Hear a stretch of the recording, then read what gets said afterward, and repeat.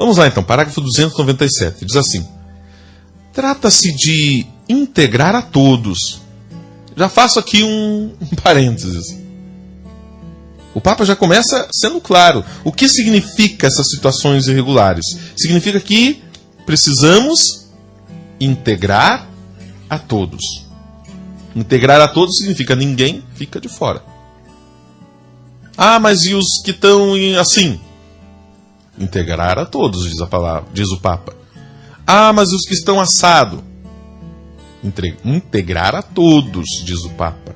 Ah, mas e o fulano com a fulana? Integrar a todos. O Papa continua dizendo assim, então: deve-se ajudar cada um a encontrar a sua própria maneira de participar na comunidade eclesial. Cada realidade deve ser vista de forma isolada. Eu lembro de um professor no tempo da universidade que dizia assim: o padre deve ser no púlpito. Sabe o que é púlpito, né?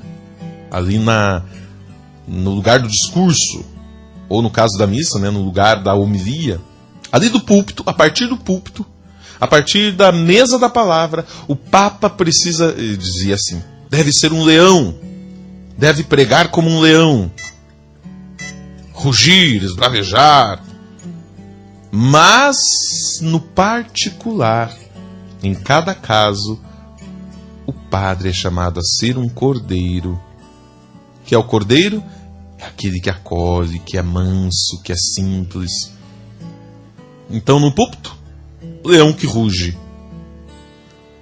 Na sacristia, no particular, o cordeiro que é manso. Então, cada realidade vai ser tratada de uma maneira própria.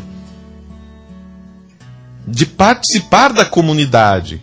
Uns podem participar dessa forma, outros podem de outra, outros, por causa da sua situação, não podem de alguma outra forma, mas todos vão participar. Para que se sinta objeto de uma misericórdia imerecida, incondicional e gratuita. Por isso deve ser para todos, porque mesmo aquele que errou e pecou, todos nós, né? Possamos nos sentirmos como objetos dessa misericórdia. É para nós que essa misericórdia se volta de forma imerecida, incondicional e gratuita. São essas as palavras do Papa. Lembra que nós já falávamos isso na semana passada?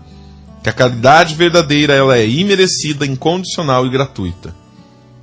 Novamente a palavra aqui do Papa. A misericórdia como imerecida, incondicional e gratuita. O Papa diz assim, ninguém pode ser condenado para sempre. Porque esta não é a lógica do Evangelho. Não, você nunca vai poder voltar para a igreja, para a comunidade. Não é a lógica de Jesus. De condenar e excluir para sempre. E aí o Papa diz assim, não me refiro só aos divorciados que vivem uma nova união, mas a todos, seja qual for a situação em que se encontre. Às vezes o nosso costume é justamente essa questão da segunda união, né? Como se fosse o único pecado que o ser humano cometesse, né? E como se fosse o pior dos pecados. Nós bem sabemos que não é assim. Mas diz o Papa, olha, não é só nessa situação, mas qualquer que for a situação. Obviamente, diz o Papa, se alguém ostenta um pecado objetivo, como se fizesse parte do ideal cristão, ou quer impor algo diferente do que a igreja ensina, não pode pretender dar catequese ou pregar, e neste sentido, algo que o separa da comunidade. Veja só, isso aqui é fundamental então, gente. O Papa faz questão de ressaltar esse aspecto. Então ele fala assim, então a igreja tem que acolher a todos, então eu sou a favor do aborto e a igreja tem que me acolher.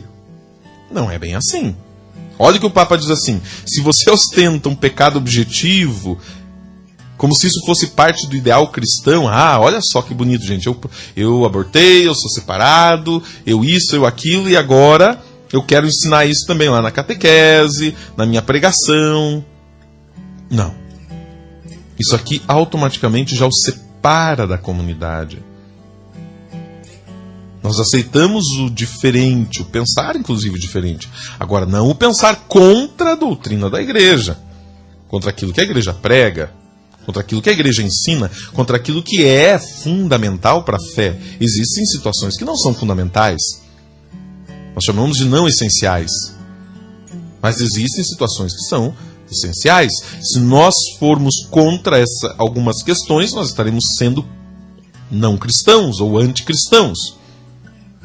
Então não é bem assim. Precisamos estar atentos e termos este cuidado. Por isso o Papa continua dizendo ainda: precisa voltar a ouvir o anúncio do Evangelho e o convite à conversão. Esse ouvir o Evangelho e o convite à conversão é algo que nós precisamos ouvir sempre e de novo.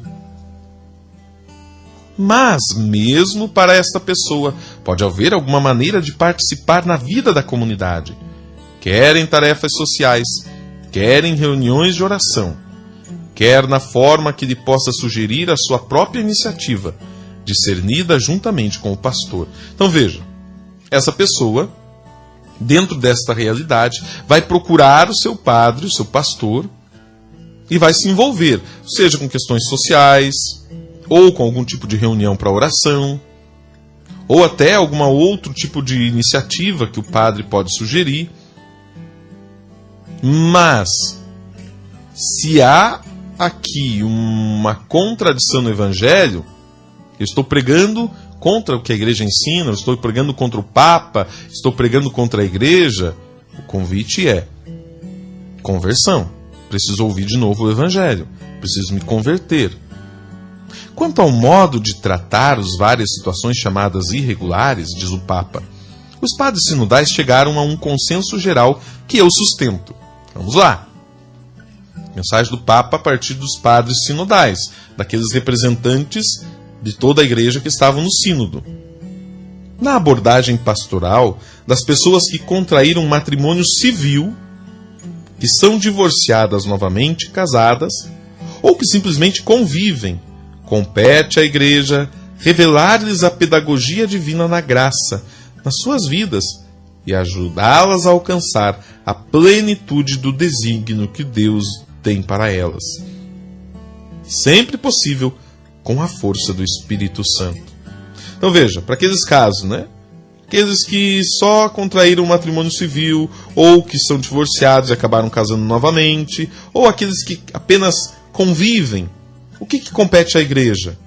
De alguma forma, também a eles revelar a pedagogia de Deus na vida, ajudando a essas pessoas e essas situações a alcançarem essa plenitude do desígnio de Deus na vida delas. E isso só é possível se for com a ajuda do Espírito Santo. Por nós mesmos não somos capazes. Não vamos saber orientar, não vamos saber indicar o caminho.